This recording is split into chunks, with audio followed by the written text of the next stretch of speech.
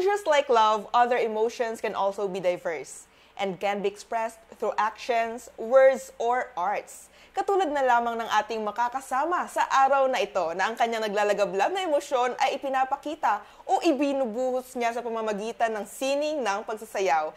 Let us all welcome FO2 Isaiah Florence D. Cadag. Hello, mate. Hello. Kaklase ko po kasi siya, kaya mate ang tawag. Ano? Kumusta ka? Okay naman.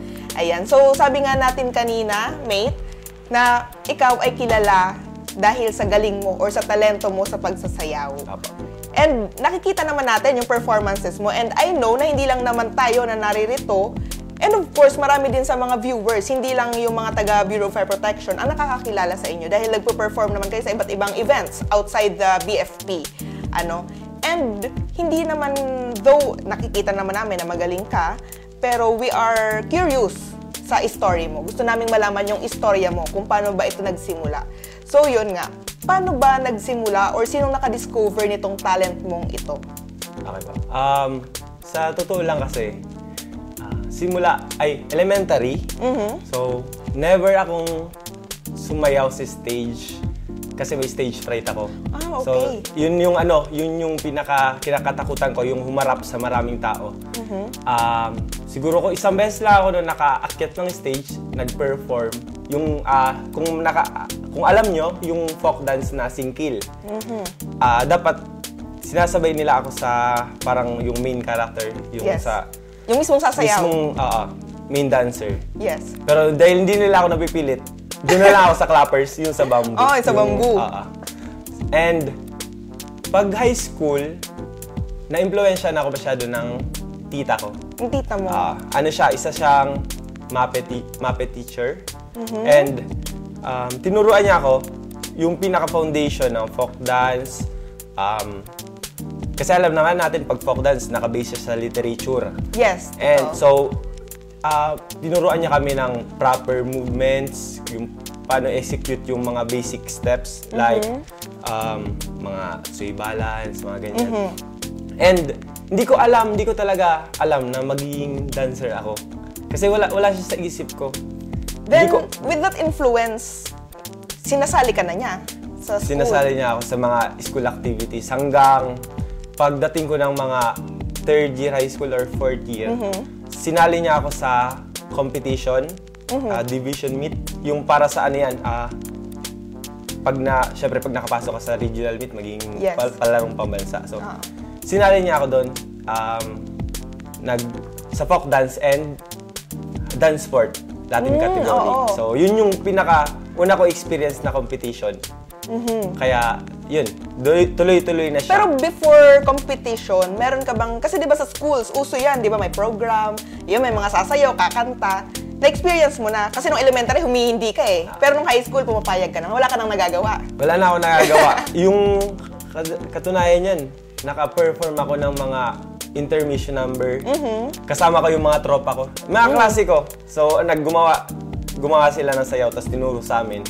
Yun yung mga experiences ko nung high school, mga intermission. Kasi no choice na nga, parang nakita ko na rin na parang eto talaga yung feeling ko na talent na para sa akin, yung pagsasayaw. Okay, then, ibig sabihin, ikaw mismo, na-discover mo na yun sa sarili mo. And of course, with the, naman ng tita mo, na yung influence niya. And siya yung naghikayat sa'yo. Pero folk dance. Folk dance yun. Dance sport. Dance sport. Kasi uso-uso yung dance sport dati. Pero nung high school ka, nasa SPA ka ba? Kasi di ba meron tayong wala sa amin program? Dati na yung mga SPA. So, pag member ka ng dance troupe, yun na yun. Yun yung focus extracurricular siya. Hindi siya yung curriculum mismo. Kasi di ba merong ARBEC, yung mga dating curriculum. Wala sa amin dati, sa Dunsol. Dunsol? Dunsol Comprehensive High School. Doon ka lumaki sa Dunsol? Apo. Pag member ka ng dance troupe, yun na yun.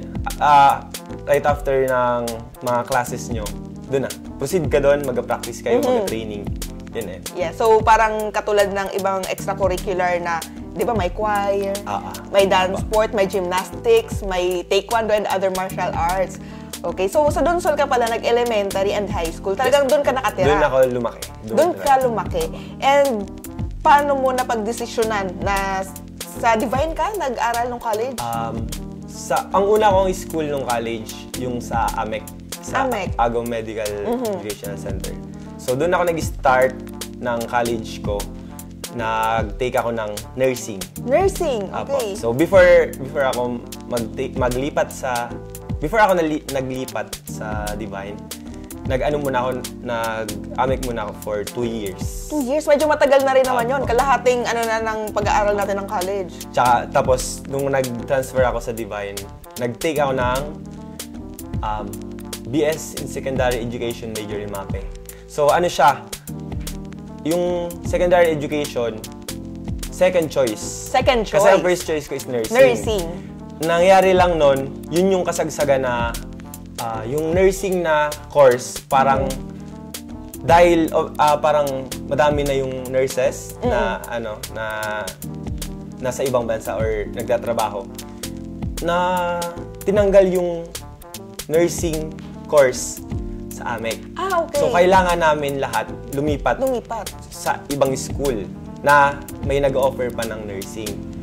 Ang kaso, parang nawalan ako ng, di naman nawala ng gana, pero parang naisip ko na siguro ko ang i-push ko na lang yung secondary education. Parang redirected ka lang. Opo. Doon ka na sa education. Bakit? Kasi, na-feel ko na nga na parang nawawala yung nursing. Nawawala siya. Kasi madami na yung year 2011, 2011. So, ano na siya, madami yung naging issue Yes. sa mga about sa work ng nurse. Kaya sabi ko, ano ko na lang, total, gusto ko din naman. Gusto ko na din naman yung secondary education.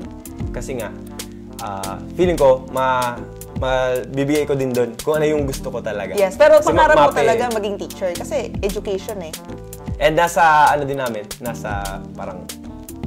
bloodline. Ganyan. Oo, na mga teacher. Kasi teacher. may tita ka na MAPE teacher, di ba? Madami. So, parang sa tingin mo naman, naging happy ka sa choice mo. Yes. Apo. Pero upon enrollment, talagang sure ka na. Ito na yung kukunin kong course. Yung mga desisyon na hindi naman ako nagsisi. Hindi ka nagsisi. Kasi nasa choices ko talaga. Kung hindi nursing, education talaga po. Yun talaga yung kukunin ko. Okay, then, nung nasa secondary education nga, yung course mo sa Divine Word College, sumasayaw ka na nun. Sumasali ka sa iba't ibang extracurricular sa school. Apo. Paano ba? Nasa AMEC pa lang, sumasayaw na ako doon. Okay. So, paano na-discover Kasi sa Divine? May mga yung sa AMEC dati, may tinatawag na PNSA. Yung parang Philippine Nurses, hindi ko alam, yung parang association. Association. May mga siya, parang may mga activities or competition din, inter-school, na ganun. Kaya parang nahasa din kasi kailangan ng mga practice. Pero nanibago ako kasi iba naman yung sayaw. Kung high school ako, ang sayaw namin is folk dance and dance sport. Dance sport. Pagdating nung college, doon na pumasok yung hip-hop. Hip-hop. So, kailangan ko mag-adjust. Kung dati, puro lang, mga chin-up. Oo. So, ngayon, kailangan mo na maglagay ng Angst. yung mga pitik, kung saan, kanto. Yun na yun. Tapos nagustuhan mo naman. Okay naman siya. Tapos na-discover mo na, ay, magaling pala ako gumanon. Nung una, parang hindi, kasi nga nanibago ako eh. Pero, siyempre, mas maganda kasi mas naririnig mo sa ibang tao kung may improvement ka. So, nung na-feel ko na parang good din naman, sabi ko, na-realize ko na, okay din naman pala na hindi lang isang genre yung sinasayaw. Hindi lang isang form ng sayaw. Dapat mas maganda kung madami kang alam. Kung baga, very dynamic, hindi ka lang nakatuon sa isa lang. Then, nung nasa Divine ka, di ba, okay, galing ka na sa AMEC, talagang naipapakita mo rin yung talent mo. Nung nasa Divine ka na, sumali ka ng extracurriculars or ikaw mismo, sa own will mo na ipakita na may talent ka or... Nung nasa Divine na, pumasok ako sa Divine Dance Company. So, pumasok ako doon and nag-event. Yun, event kami. Doon ko din natutunan kung yung fire dancing. Okay, fire dancing. Doon din siguro ako nag-start sa Divine. Kasi year 2013, ganyan. So, doon ako nag-start. And kinaadikan ko talaga yung poi dancing. dumating sa time, girlfriend ko na rin yung asawa ko ngayon. So, hello. hello. Ano siya, dumating doon na sa time na parang naiinis na siya kasi imbis na itulog ko, nagpa-practice ako sa boarding house. So, nawawalan ako ng time sa mga bagay-bagay. Kasi nakafocus ako na gusto ko, pag may gusto ko sa akong makuha na tricks, hindi ko siya papaumagahan. Aaralan ko talaga siya hanggang gabi. Oo. Hanggang sa makuha ko siya. Kung passion mo na talaga yon. Oo, siguro ko addiction din. Oo, kasi di ba kapag gustong-gusto mo yung isang bagay tapos na-addict ako na siguro ko nagpupumilit ako na talagang gusto ko makuha yun. So, kaya dun during Divine Days namin. So, dun din ako. Tapos nag-perform ako nun sa Magayon Festival. First time ko mag-perform ng fire dancing mismo kasi nasanay lang ako dati yung practice boy na tinatawag. Yung parang bilog lang siya na may tali. So dun lang, first na try ko may apoy, event agad. Event agad? Tapos, yun, hindi ko naman alam na magagawa ko pala yung mga tricks. So yun, mas nainganyo ako gumawa. And may nakakita sa akin na staff or faculty sa Divine. Ini-invite niya ako mag-perform sa acquaintance. Second year ata ako ng second year college sa Divine nun. Tapos, nag-perform ako. Tuloy-tuloy na. So, madami ng mga invitations, nagbibigay sa akin ng events. Kumbaga, naging, na rin yun, doon na nagbukas yung mga opportunities na gano'n, na iba't iba. Pero nung unang salang mo nga sa stage, yung sa competition ba yun? Ano siya, hindi ka kinabahan? Kasi apoy na yun yung totoong apoy na yun. Konting, alam naman natin, kasi bumbero tayo, konting lang naman. Sa fire dancing. Yes, konting mali mo lang, pwede ka nang mapaso. Yung una, hindi ako sumasali sa mga competitions pagdating sa fire dancing kasi, kumbaga, alam ko naman kung hanggang saan pa lang ako noon. Nung na-feel ko na medyo madami na din naman ako alam, nag-try ako. And, yun, iba yung feeling. Compare pag nag-perform ka sa events, halimbawa na-invite ka lang, guest performer. Iba yung feeling pag nag-perform ka during competition na. Oo. Doble yung kaba. Oo, kasi kailangan mong, kumbaga, mahigitan kasi competition yun. Kailangan mahigitan yung mga katunggali mo. Pag competition kasi wala talagang, walang para yung mamali ka. Wala talaga. Dapat perfect. So, grabe yung grabe yung pressure na nabibigay sa akin pag competition. Then, pumasok ka sa Bureau of Fire Protection. How ironic. Sabi ko nga kay mate, ironic kasi fire dancer, tapos pumasok ng BFP. Firefighter siya. Kumbaga, friend niya yung apoy kasi ginagamit mo nga sa pagsasayaw, tapos kalaban mo rin. So, bakit mo naman naisipan na pumasok sa Bureau of Fire Protection? Madami din nagsasabi sa akin yan eh. Parang, ano nga yan? Fire dancer ka, tapos tagapatay ka ng apoy. Ano ba talaga? Saan talaga yung mo? Sabi ko naman po, hindi ko naman sinasadya na maging fire dancer ako. Tuloy nga sinasabi ko, kusa na lang siya na-develop, kusa ko na lang na-develop na kaya ko pala mag-perform ng ganito, mag-perform ng ganyan. Siyempre, kung na-feel mo na ganun, kailangan mo na siya improve. Yes. Kasi andyan na yan eh. Tuloy-tuloy lang. Nung pagpasok ko ng BFP, yun, na-realize ko din talaga na sabi ko, ano pala yun? Medyo salungat talaga siya sa passion ko and sa career na gusto ko talagang kunin. Pero yung pagiging BFP ko kasi talaga, dati ko na talaga siyang gusto. Ibig sabihin, pumasok ka ng Divine, kinuha mo yung course na secondary education, wala ka naman talagang balak na, kumbaga, naging stepping stone mo lang yun. Hindi mo siya ipupursue talaga na magti-teacher ako, maging mapa-teacher ako. Siguro choice ko din maging teacher. Pero, before pa, gusto ko talaga makapasok sa service. Siguro ko na-influensyan din ako ng cousin ko. Sinong cousin? SFO2 Gomez. Okay. Si Sir Gomez. Sir Gomez. So, ang tawag ko sa kanya, Kuya Felix. So, dati pa, siguro ko pa high school pa lang ako. So, nasa service na siya noon. Niya ako, parang anong tawag dyan? Ina-idolize. Na-amaze ako kasi pag nasa service, di ba? Parang maganda talaga as in. And gusto ko din talaga. Ang pinaka-main reason ko is gusto ko yung mag-serve. sa Okay, so public service talaga Yes. yung gusto mong pasukin. Kasi year 2017, sabay tayong nag-apply. Magbumbero ka rin pala. Ayun, tas nalaman ko nga na, yun nga, yung naging magkaklase na tayo. Pareho naman tayo pinalad na makapasok year 2017. Hello sa mga kaklase namin, batch 2017-01, class Maalab. Ayan. Yes. So, nung nasa training tayo, recruit orientation program, madalas tayong mag-road run, mag-jogging, ganon. Pero, tuwang-tuwa kami, mga kaklase mo, kapag nagsusumba tayo. Kasi, di ba, after ng reveille natin, ng jogging natin, nagzuzumba tayo, parang nawawala yung pagod. Apo. Paano mo naman na-discover na? Kasi ibang dance din naman yung susumba eh, di ba? Hindi siya yung- katulad ng mga sinasayaw mo Apo. usually. Yung Zumba kasi about siya sa fitness. So, hindi naman siya about sa performing or... ang Zumba kasi, hindi ko din alam na good, may kakayahan din pala ako mag-lead ng Zumba. Yung si Mrs., Miss Lawrence. Hello! Siya yung nauna pumasok sa fitness industry. So, pumasok siya sa Power Max Gym. Hi po. Hello So, sa Power Max. yun yung first job namin. And pumasok siya doon. Ano pa kami noon? 4th year college siya, 3rd year ako. So, one year yung ano namin. Yun. So, pumasok siya doon. Siguro ko mga December.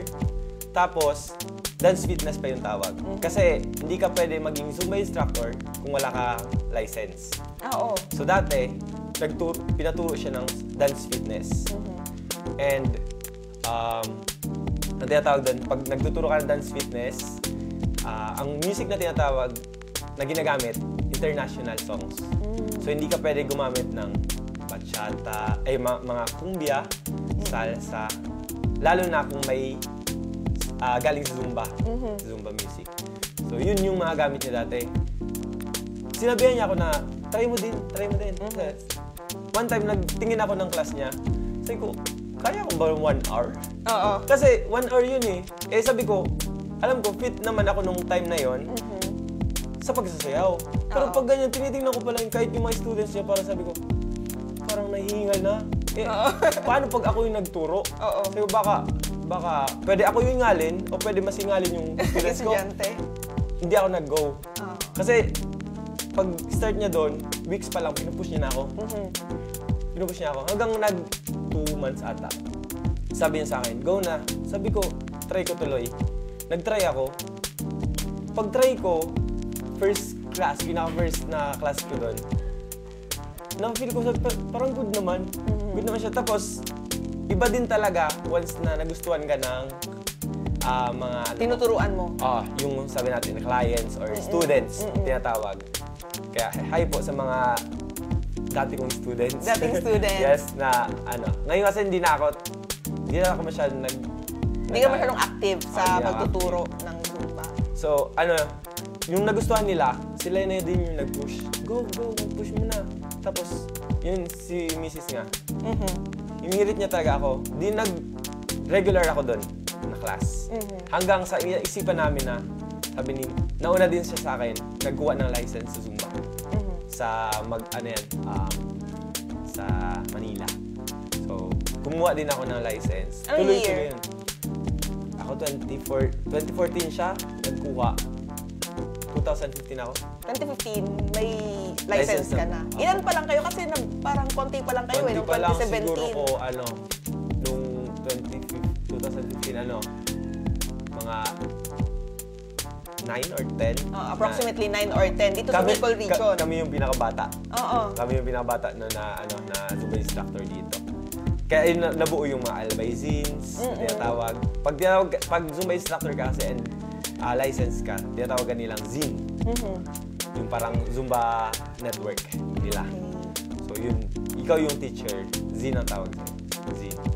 Kaya, start nun, tuloy-tuloy siya. Hindi ko din alam na tinatawag tayong prime. Kahit sa pagsasayaw, may prime ka. Sa pagkakanta, may prime. So, yun din siguro yung prime ko. Halos na-invite ako kung saan-saan. Nakarating ako Bacolod dahil sa Zumba. And yun, sa Manila, na-invite din ako. ano siya, good din naman siya talaga. Ma-experience mo lahat. Na hindi mo naman akalain na ma-experience mo. Ito naman na GRD dancers, ikaw ang choreographer. Yes. So, maliban sa fire dancing, yung sa Zumba, choreographer ka pa ng contemporary dances. Paano siya nabuo? Ano yung kwento ng GRD? Yung sa GRD kasi, ako, si Lorenza, and yung mga dating mga group. Dati kaming part ng Teatro de Artes. So, ano siya, nung nawala yung Teatro de Artes, naisipan na buuin yung isang group, yun na yun, yung GRD dancers. So, kami, nag-start kami sa ilang members lang, kukunti lang na members hanggang padagdag ng padagdag, siyempre may nag-change na ng career, nag-hanap na ng work. So, dagdag naman, hanggang ngayon, ano pa naman siya. Ilan na lahat ang miyembro ng GRD? Active members ngayon, sobrang 40 kami. Ang dami. Opo. Kaya pala kailangan mo talagang matutukan lahat ng rehearsals, ganun. Kasi sa Ayala, madalas kong makita sa mga mall, GRD dancers. Proud na proud ako. Wow, ang choreographer yung kaklase ko. So, dun nga, dahil marami-rami din talaga itong mga genre ng pagsasayaw and yung mga tinatawag natin na talent mo, yung passion mo. Ano naman sa tingin mo yung yung naging mga factor kung paano ka naging mahusay sa napili mong na passion, itong talent mo? Siguro ko, yun nga yung sinabi ko kanina. Hanggat hindi ko nakukuha yung isang tricks, hindi ko siya titigilan. So same sa pagturo ko ng sayaw or sa mga ginagawa ko about sa passion. Tiyaga. You are very Tiyaga, persistent and passionate sa lahat ng ginagawa mo. Tiyagaan mo talaga siya kasi kung wala kang tiyaga, hanggang kung saan ka lang, doon ka lang talaga. Hindi ka nag-improve. Magiging stagnant ka. Kung baga, eto ka, naging mediocre ka na lang, di ba? Magaling ako, okay na to. Pero sa'yo naman, gusto mong mas mag-improve. Pero meron ka bang mga iniidolo? Kasi di ba, uso sa TV dati, mga nagsasayaw, ganun. So, hindi naman malayo na may iniidolo ka or gusto, someday, magiging ganyan din ako. Mahilig ako manood ng dati. Wala pa kasi dati yung mga videos sa Facebook or social media. YouTube. Mahilig ako manood ng mga So You Think You Can Dance, mga competitions, ABDC, mga ganyan. Kaya doon ko din siguro nag-evolve yung parang nag-level up yung mga choreography. Hindi pa naman grabe, pero na-feel ko din naman na habang tumatagal, gumaganda yung mga choreography. Kasi, parang nagiging inspiration mo yung mga nakikita mo na parang gusto mo patas ng patas yung level ng tinuturo mo. Yun, parang ang mga idol ko, sila mga Brian Friedman, mga contemporary choreographers. Tapos dito naman sa Pilipinas, madami din. As in, madami. Kaya halos familiar ako sa mga groups sa Manila, sa Cebu. Kasi na-amaze ako sa the way, especially sa choreographers. So the way sila maggawa ng piece, the way sila magturo. So na-amaze ako sa kanila. So may mga nakakuha ka sa kanilang idea, kumbaga talagang na-inspire ka nila and na-motivate ka nila to be better sa ginagawa mo. So bilang performer din talaga, kasi maliban sa talento, kasi alam mo na, talented ka na, ano pa yung ibang factor na nakaka-apekto sa mismong performance? Siguro ko yung pagka-synchronize. Kasi pag hindi talaga sabay-sabay, kahit sino, kahit hindi ka marunong sumayaw, pag hindi yan sabay-sabay, iba yung dating. So negative siya. So para sa akin, dapat yung lines, yung movements, malaking factor yun para sa isang sayaw. Tapos dapat lahat talaga, pare-pareho yung goal ninyo, Yes po. Hindi pwedeng yung iba parang trip mo lang. Parang nasabay ka lang dito kahit sayaw ka. Hindi parang pwede. nahila ka lang dyan sa gilid, So dapat kung talagang magpe-perform kayo, dapat lahat kayo, willing kayong ibuhos lahat ng makakaya ninyo para sa ikagaganda ng magiging performance. Ano naman yung mga preparasyon ninyo bago ang isang performance? Meron ka pang ginagawang rituals or routine para mas mapaganda yung gagawin? Sa GRD, warm up, syempre. Pero pag biglaan na parang kulang na sa time, so nag-aano lang kami, pinaka-importante, pray. Pray. So nag-pray kami and shout. Yun yung pinaka-importante ginagawa before the performance. Pampawala ng kaba. Pampawala ng kaba. Pero tiwala ka naman na sa GRD na confident. Siyempre, ang dami-dami na rin nilang performances. Talagang nasanay na wala na yung stage fright. Kung meron man, yung hiya, ganon. Sa ngayon, kinakabahan lang ako pag mabilisan na choreography. Halimbawa, bibigyan kami ng event, tapos i-perform bukas. Ayun lang. Yun Kulang yung kinakabahan. time. Pero sa lineup ng hindi naman. Sa lineup Sa ng mismong dancers. members. Apo, wala na, di na masyado nagiging problem. Kasi na sila parang sanay na. Sanay na. Hindi naman na hindi naman mako-consider na amateur dancers pa yun. Di ba? Hindi na siguro, hindi naman. Parang hindi na. Eto nga, dahil syempre kadalasan may duty tayo, lalong-lalo na nasa regional headquarters tayo naka-assign, daily ang pasok natin. Paano mo na-handle or na-manage yung time mo? Na may pasok ka, tapos biglang may events, kailangan mo, kung hindi ikaw yung magpo-perform, kailangan mo mag-choreograph sa grupo mo. Sa ngayon, pag nafe-feel ko na hindi kakayanin ang time ko, lalo sa mga fire dancing events, so kina-cancel ko. Kasi, syempre, ang priority natin is yung activities sa work natin. Sa work. So, kinakancel ko. Pero pag feeling ko kaya, hinihirit ko talaga yan. Kaya yung mga kaibigan ko na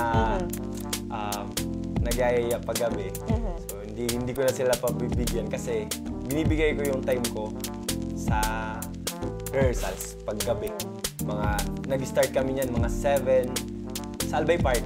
Sa Albay Park. Kasi medyo malaki yung, yung so, venue. wala naman kaming mga parang location na napapagpapalala. Yung exact location na dito talaga yung parang studio ba? Na Studio, tinatawag? yun. Kaya sa park kami nagpa-practice. Pero okay naman siya.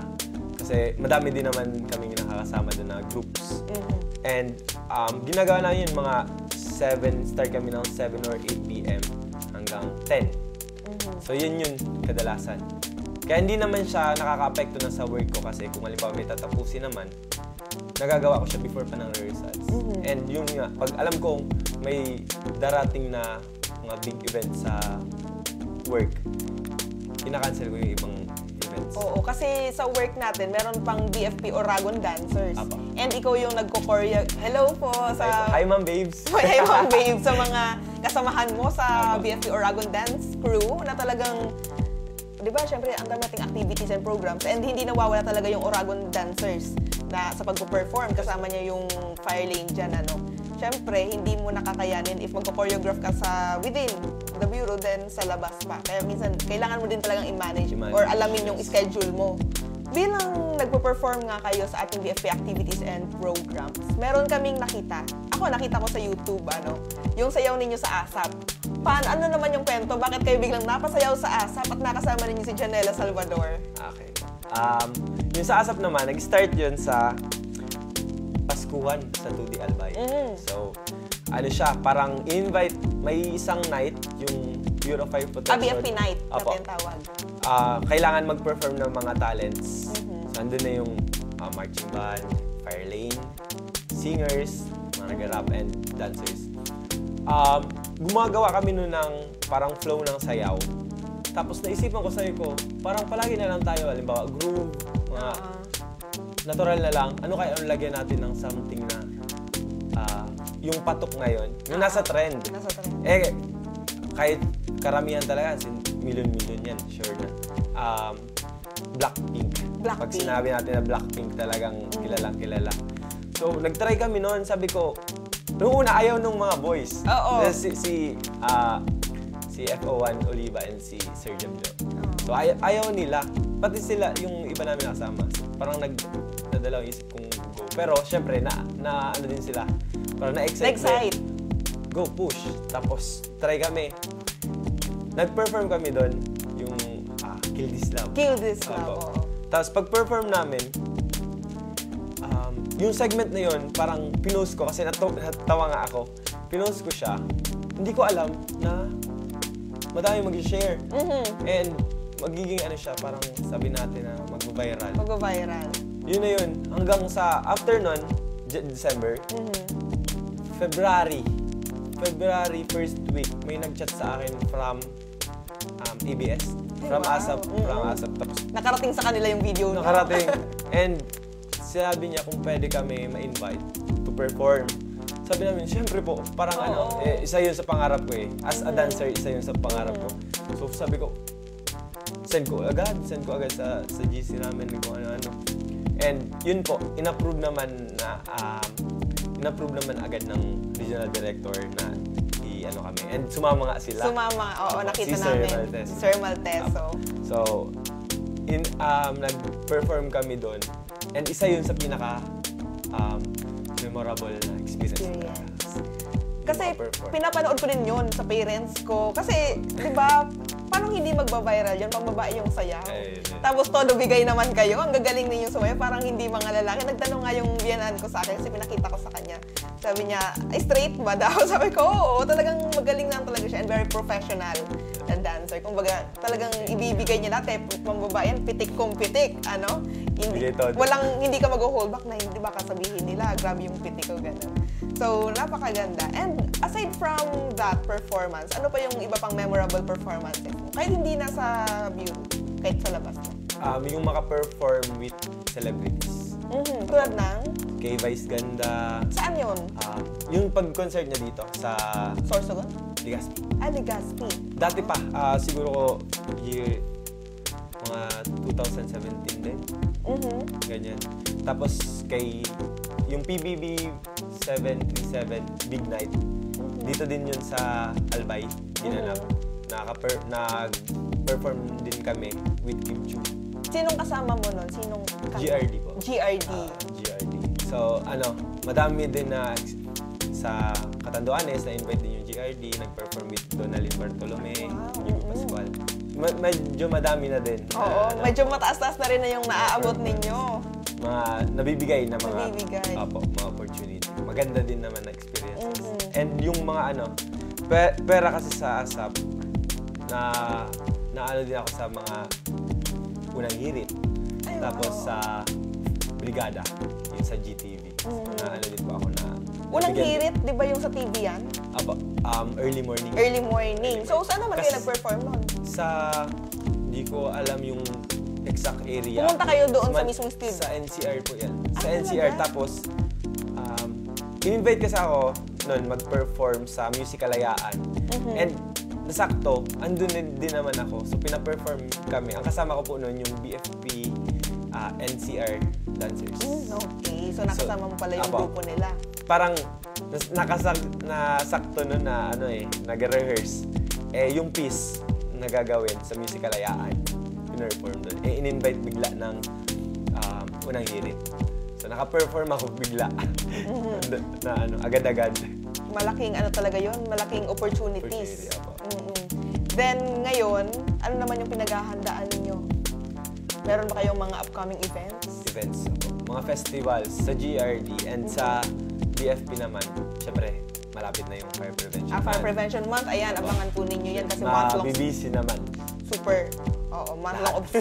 Month-long observance kasi talaga yan and maraming activities at lagi kayong kasama dyan. Kahit saan man magpunta, kahit saang activity pa yan, kailangan nandun ang Oragon Dance Crew. Paano naman kung gusto ka nilang i-invite? Gusto nilang mag-perform ka? Or yung grupo ninyo, paano ka nila marireach? Sa group naman, meron kaming page. Pangalan? Search nila sa Facebook. GRD Dancers. So, sa ngayon meron ng 3.5k followers. Dumadami. I-follow nyo. I-follow nyo yung Bureau of Fire Protection Bicol Region and yung page ng GRD. So, pwede kayo dun mag-contact. Pwede nyo din ako i-directa. DM. Anong pangalan ng Facebook page? Isaiah Florence Calaga. Ayan. Yung kompletong pangalan niya, pangalan niya sa FB. Pwede din sa akin or sa aming creative director, kay Mrs. Lorenza Lopez Calaga. Sa napakagaling din na Mrs. ng ating kasama. So, pwede kahit saan doon, pwede nyo kayo makontak. Or, kung hindi nyo nakahanap, yung kakilala nyo na member namin, pwede nyo sila matanong. And, sa fire dancing naman, syempre, sa akin direct, okay lang.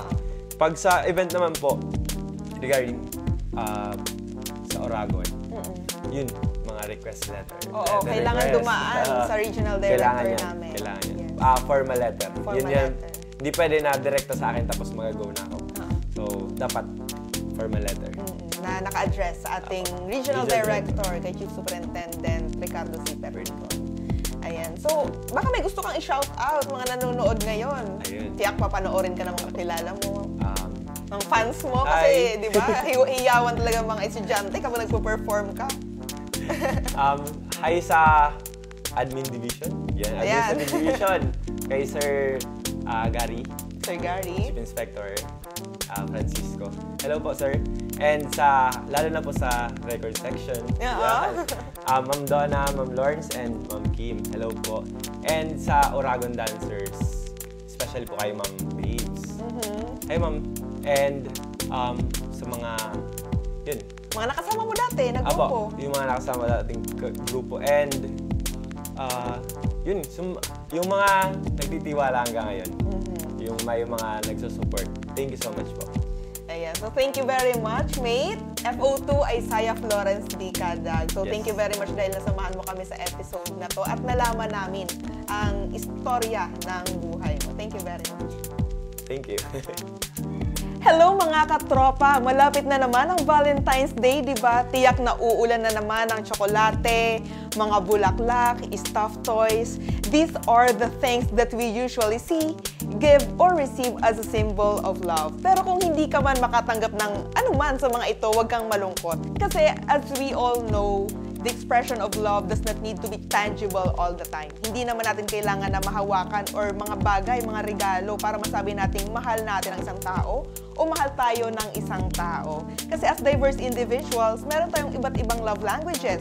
Pwede natin itong maipakita through words of affirmation, physical touch, quality time, giving or receiving gifts, or acts of service.